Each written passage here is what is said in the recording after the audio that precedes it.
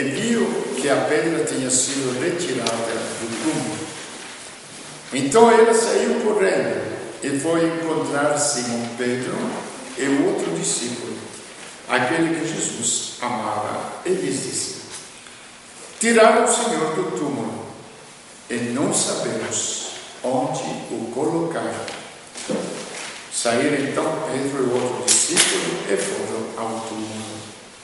Os dois corriam juntos, mas o outro discípulo correu mais depressa que Pedro e chegou primeiro ao túmulo. Olhando para dentro, viu as faixas de linho no chão, mas não entrou. Chegou também Simão Pedro, que vinha correndo atrás, e entrou no túmulo. Viu as faixas de linho deitadas no chão e o pano que tinha estado sobre a cabeça de Jesus, não posto com as faixas, mas enrolado no lugar à parte. Então entrou também o outro discípulo, que tinha chegado primeiro ao túmulo. Ele viu e acreditou. De fato, eles ainda não tinham compreendido a Escritura, segundo a qual ele iria ressuscitar dos mortos. Palavra da salvação. Glória ao Senhor.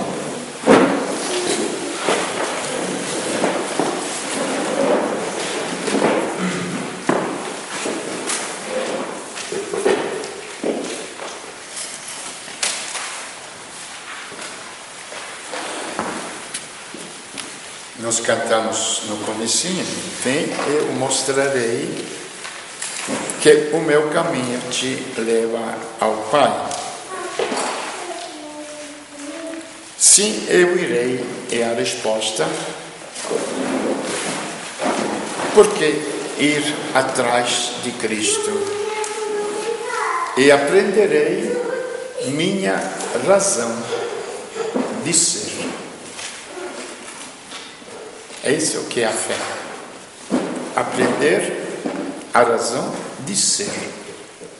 A razão porque nascemos, a razão porque vivemos, a razão do ser. Aquilo que certamente o mundo não possui. Por isso que o mundo moderno, sobretudo, antigamente era um mundo escravo do trabalho pela sobrevivência. O mundo moderno piorou a situação, porque se vendeu a escravidão das coisas, do possuir. A razão de ser. Gente, não podemos nos enganar. A nossa razão de ser é onde corre o nosso pensamento, onde nos levam os nossos atos, em onde nos ocupamos durante o dia. Esta é a nossa razão de ser. E, logicamente, nós iremos colher os frutos de tudo isto. Os frutos de tudo isto, qual é? O nada. Primeiro, o envelhecimento natural. Vocês podem dizer, mas a vida é assim. Ótimo. Se para você a vida é assim, e você não quer outra razão de ser, fique com esta vida. Fique com esta vida. Não se queixe, porém. Porque é exatamente o que esta vida nos pode oferecer. Simplesmente alguns momentos, alguns prazeres, alguns resultados, o preenchimento de algum desejo de orgulho, de vaidade, de satisfação, e acabou esta nossa razão de ser. Agora, quando nós falamos o Logos, o porquê da vida, a palavra de Deus se fez carne, então ele veio assumir a nossa natureza humana, a nossa humanidade. Ele se fez nós. Por isso que eu também no canto falo: eu creio em ti, ó Deus. Por que eu creio em ti, ó Deus? Porque tu acreditaste em mim. Então é recíproco. E ele não teria se feito carne, não teria se feito ser humano, se não acreditasse na humanidade. Aqui que é o ponto principal. Ele acreditou na humanidade. Ele acreditou no homem. E depois, o que ele fará? A um ser humano, ele dirá: vem, senta-te à minha direita. Ele não vai falar isto aos anjos, que são resplandecentes, maravilhosos, que são repletos de luz no imaginário da gente. Agora, não sei, mas alguns anos atrás estavam saindo fora os livros sobre os anjos. A humanidade sempre inventa coisas, não? Então, coisas maravilhosas. Então, a criançada vai. Depois a humanidade, que acontece, inventa um ET da vida de anos atrás, depois inventa outros, não sei, agora eu estou fora da literatura da juventude de hoje, da criançada, que será algum ser que vem do céu, que eu vi um homem, como é que é o homem? Que ele se fortalecia quando aparecia um raio de luz do sol, como que se chamava? Não sei, que estou mais por dentro, não lembro, não? Eu assisti por acaso um filme. Era um homem, um bicho, que ele era fortíssimo, vencia todos.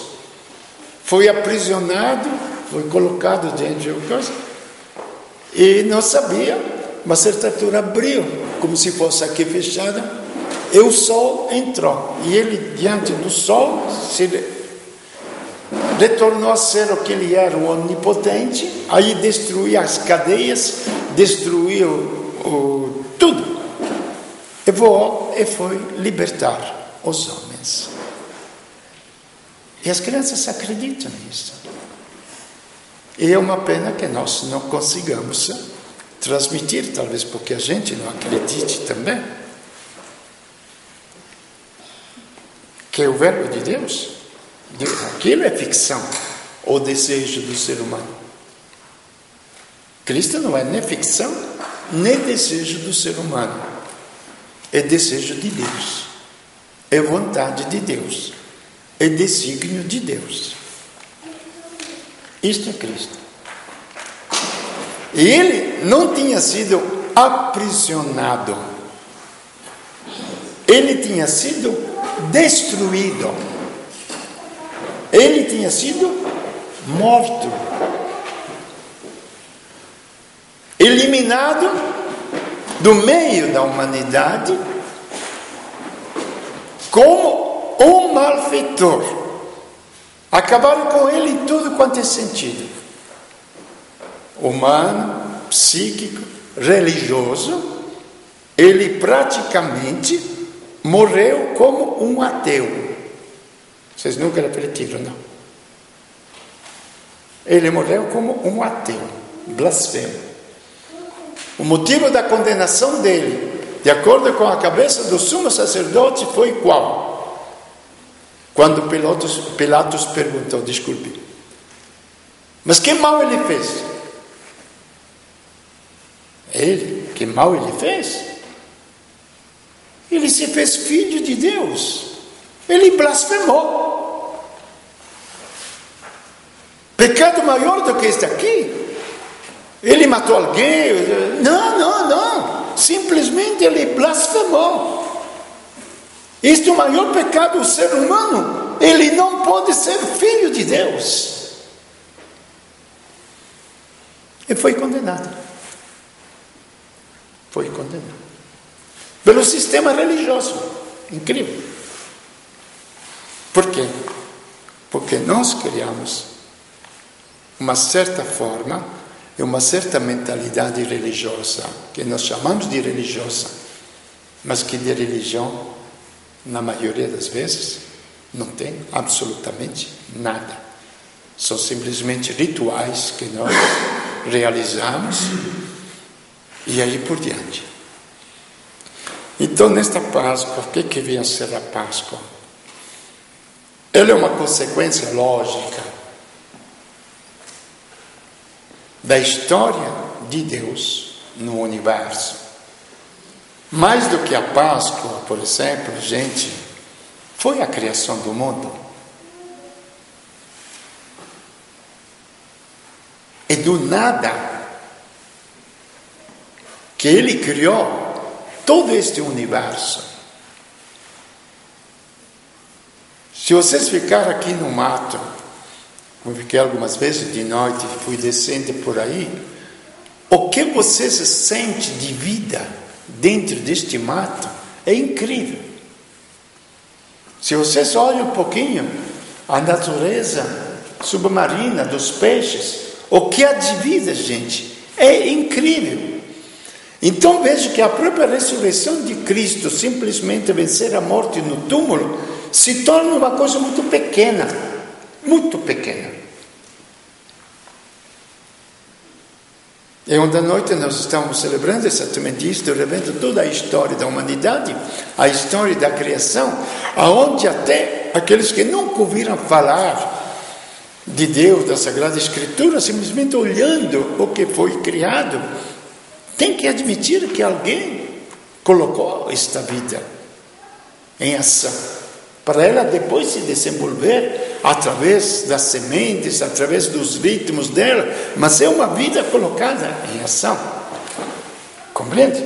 Então esta é a história de Deus. Nesta história de Deus entra o que é a última criatura de Deus, que somos nós, os homens. Façamos o homem. Como vamos fazer o homem? A nossa imagem e semelhança. Então a primeira resposta à minha pergunta: quem sou eu? Você pode responder biologicamente, um organismo que se desenvolve, que nasceu de duas células que se juntaram, foi crescendo, assumiu forma, uma inteligência, uma vontade, uma afetividade, se desenvolve. Uma resposta. Pode responder psicologicamente ou cientificamente, que possui uma inteligência, uma capacidade de compreender. Pode responder historicamente, pequeno ciclo de vida, aonde este ser que se chamou criatura humana, ser humano, depois vai acabar na cinza, vai acabar no pó e vai acabar no nada. E pode dizer a si mesmo: eu creio em ti porque tu crês em mim. Eu sou filho de Deus, o que Jesus falou. E por causa disso estou condenado. Por que sou filho de Deus? Bom, se alguém olha os meus traços, ele é semelhante a seu pai. Ele é igualzinho a sua mãe. Olha, tem os cabelos como a sua mãe. Olha, ele está se tornando igualzinho. Qual é a nossa semelhança com Deus? É no Espírito. No corpo não, porque Deus não tem corpo. Ele virá a assumir depois o nosso corpo. Mas Deus não tem corpo. Ele é princípio da vida. Ele é princípio da vida, ele é a própria vida. Então, nós somos semelhantes a Deus no Espírito.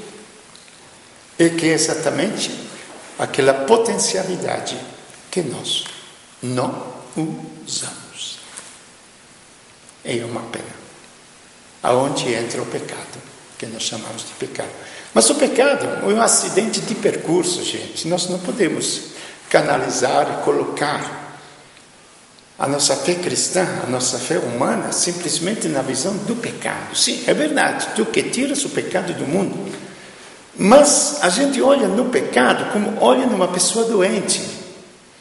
A finalidade da pessoa não é o problema da doença. Lógico, quando está doente, ele deixa tudo de lado para cuidar da doença, porque a vida vale mais do que todas as coisas. Está certo? Aí o médico tem que tirar aquela doença para ele poder voltar à vida, mas voltando à vida, voltar às suas atividades.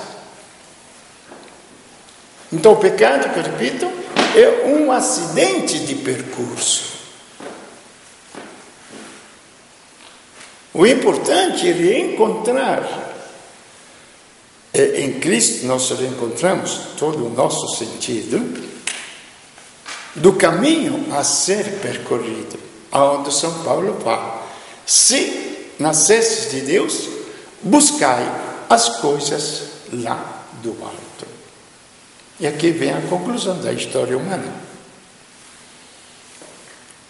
Quais são as coisas lá do alto? Uma vida. O que faz a vida? Eu estava apanhando as flores hoje para colocar aqui. Existiu uma vida, deu as cores, deu a beleza das flores, o perfume, lá tem até perfume da natureza. E a vida que se manifestou na natureza das flores. Então a vida, ela não tem uma definição específica. Nas flores nós podemos ver as qualidades exteriores que foram alimentados pela vida própria. É em nós, seres humanos, o que vai realizar a vida? Deveríamos ser, primeiro, a viver na terra, no lugar do próprio Deus. Quando Deus fez o homem, colocou à sua disposição: dominai os peixes do mar, dominai os animais do campo, produzi e multiplicai-vos. Multiplicai-vos. Impressionante isto no mundo moderno. De anos atrás, multiplicai-vos. Coisas que a sociedade moderna já não quer mais, porque simplesmente quer se divertir. Não quer usar a vida para gerar nova vida.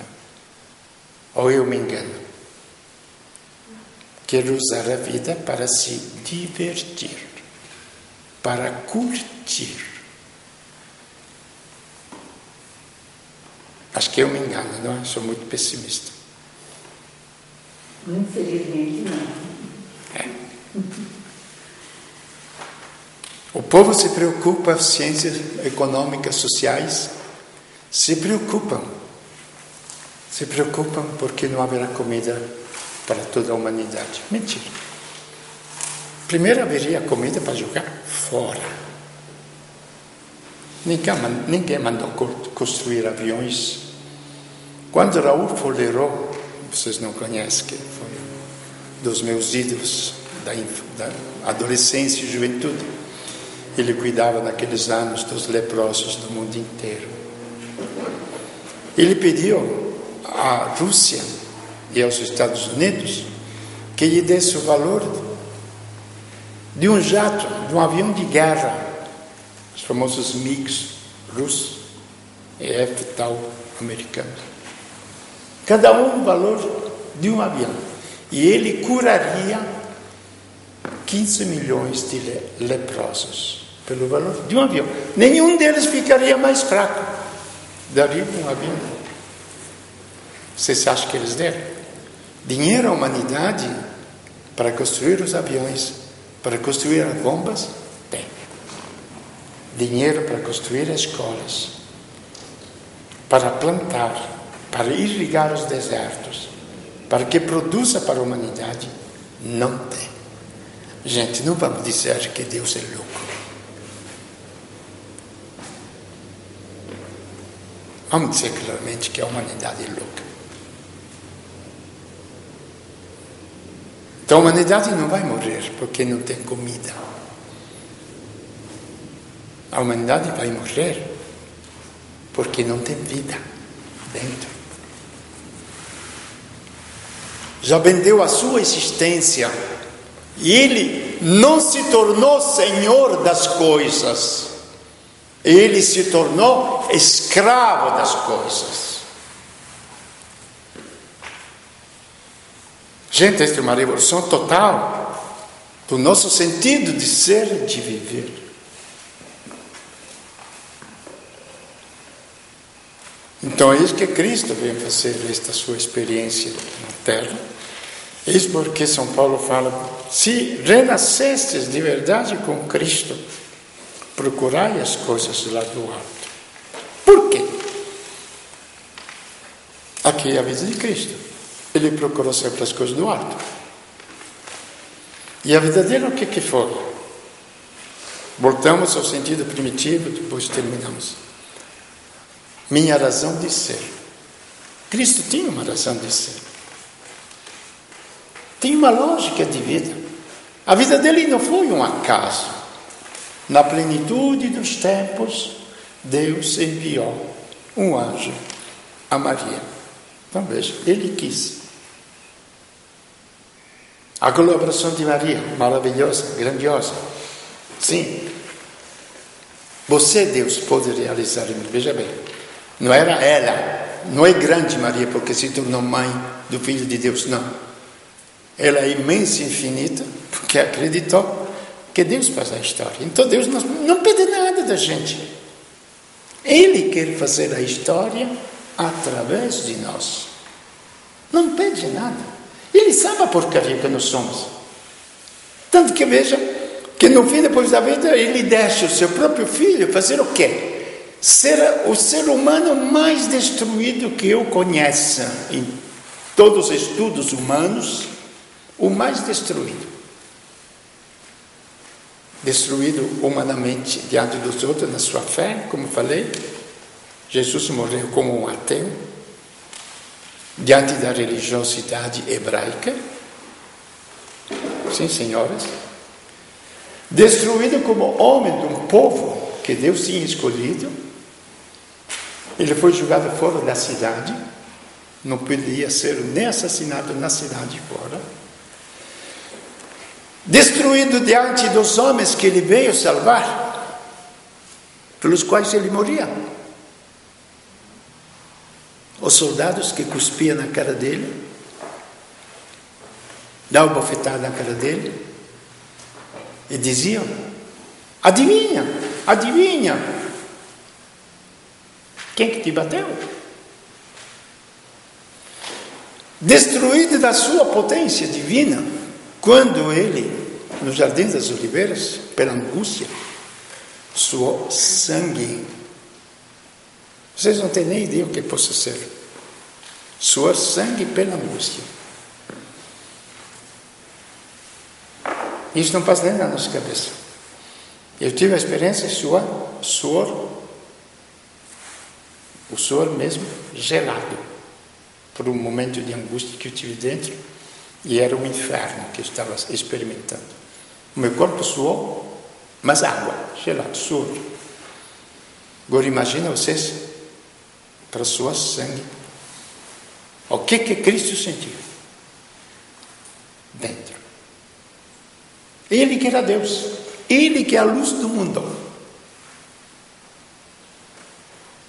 E depois ele que tinha ressuscitado os mortos, destruído pela própria morte. E mais coisas ainda que poderíamos comentar. Deste ser, então, insignificante. Preste bem atenção a isto, porque contém estas coisas para meditar sobre a pessoa de Cristo. Insignificante, reduzido a nada, que diante da humanidade não tem valor nenhum, é absoluto, pelos valores e categorias que nós enaltecemos. Deus o coroou de glória.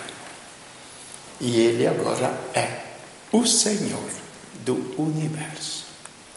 E diante dele, todos vão dobrar os joelhos. Potentes da terra são reduzidos a cinza. Os anjos esplendorosos vão servi-lo. A terra inteira vai obedecer e vai ser conduzida e resgatada. É o fim de uma história. Que depois não é tão absurda. Eu acho também, não é tão complicada, se quisermos analisar. Ela não é tão complicada, não? de uma certa maneira simples. E de uma consciência muito clara. Pai, chegou a hora. Eu volto a ti. Terminei a obra que tu me deste. Quem de nós, quando morrer, pode dizer: terminei o que tinha que fazer sobre a terra, agora eu volto para a minha casa? Não, você vai para o Beleléu, não é? Não vai para a tua casa. Você não vai voltar no ventre materno que te gerou, não é? E Deus fala, e Jesus fala pelo contrário. Não sei, vocês estão acostumados a meditar o Evangelho? Não. De uma maneira muito prática, muito real. A coisa para mim tem que ser muito real, muito viva. Porque as coisas ao meu redor são vivas. Então, se eu tenho que provar as coisas do alto e não as coisas da terra, ela tem que valer mais do que as coisas da terra. Senão eu também vou me apegar às coisas da terra. É a única coisa que eu tenho. Eu quero fazer o quê? Desculpe. Eu sou muito prático, vocês me conhecem um pouquinho como pessoa. Sou muito realista e muito prático. Então, só ele podia ser pai. Eu volto a ti. Eu vim de você, vim de ti, e agora eu volto a ti. A volta, repete, um acidente de percurso.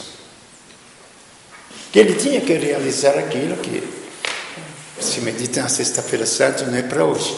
Então, esta ressurreição dele, esta Páscoa, que nós terminamos de comentar, é a continuação desta ação de Deus, esta vida que Deus leva no mundo. Desta história que agora, através de Cristo, Ele quer viver junto conosco. Porque Ele crê em nós. Se nós acreditamos nele, e que Ele veio para ficar conosco e para viver conosco, aí nós procuramos Deus, não como devoção, repito, mas como fonte da nossa própria vida e porquê do nosso ser.